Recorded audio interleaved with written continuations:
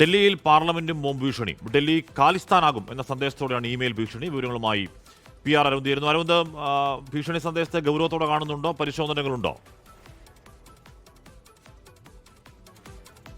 കാശ്മീർ ഗൗരവത്തോടുകൂടി തന്നെയാണ് ഈ ഭീഷണി സന്ദേശത്തെ ഇപ്പോൾ ഡൽഹി പോലീസ് കാണുന്നത്. 8:30 കൂടിയാണ് ഡൽഹി പോലീസിന് ഇമെയിലായിട്ട് ഈ ഭീഷണി സന്ദേശം ലഭിക്കുന്നത്.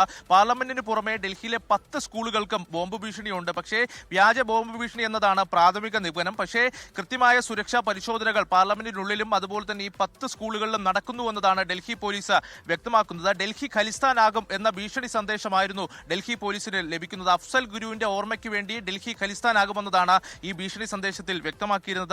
ഖലിസ്ഥാൻ നാഷണൽ ആർമിയുടെ പേരിലായിരുന്നു ഈ ഭീഷണി സന്ദേശം വന്നിരുന്നത്. ഫെബ്രുവരി 13 ഉച്ചയ്ക്ക് 1:11 സ്ഫോടനം പാർലമെന്റിൽ നടത്തുമെന്നതാണ് ഭീഷണി സന്ദേശം. എന്തായാലും ഇതുമായി ബന്ധപ്പെട്ട പരിശോധനകൾ പാർലമെന്റിൽ ആരംഭിച്ചിട്ടുണ്ട്. അതേസമയം പാർലമെന്റിലെ ഇരുസഭകളും ഇപ്പോൾ ചേർന്ന് കഴിഞ്ഞു. ആ പ്രവർത്തനങ്ങളെ ഒന്നും ബാധിച്ചിട്ടില്ല. പക്ഷേ പരിശോധനകൾ ഊർജിതമാക്കിയിട്ടുണ്ട് എന്നതാണ് ഡൽഹി പോലീസ് വ്യക്തമാക്കുന്നത്. കഴിഞ്ഞ മാസങ്ങളിലടക്കം ഇത്തരത്തിലുള്ള വ്യാജ സന്ദേശങ്ങൾ നിരവധി ലഭിച്ചിരുന്നു. പാർലമെന്റിനെതിരെയും ഇത്തരത്തിൽ ഖലിസ്ഥാൻ നേതാക്കളുടെ ഭീഷണി സന്ദേശം ലഭിച്ചിരുന്നു. അത്തരമൊരു വ്യാജ സന്ദേശം എന്നതാണ് വിവരങ്ങൾ നൽകായിരുന്നു PR അരവിന്ദ്. പാർലമെന്റിൽ ഇപ്പോൾ പ്രതിപക്ഷ പ്രതിഷേധമുണ്ട് എന്ന വാർത്ത വരുന്നുണ്ട്.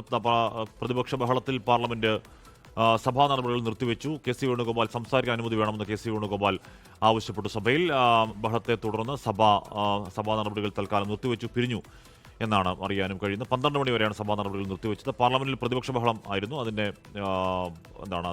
അതിനു മുമ്പാണ് ഈ പറയുന്ന ബോംബ് ഭീഷണി, അതിന്റെ പരിശോധനയും നടക്കുന്നുണ്ട്.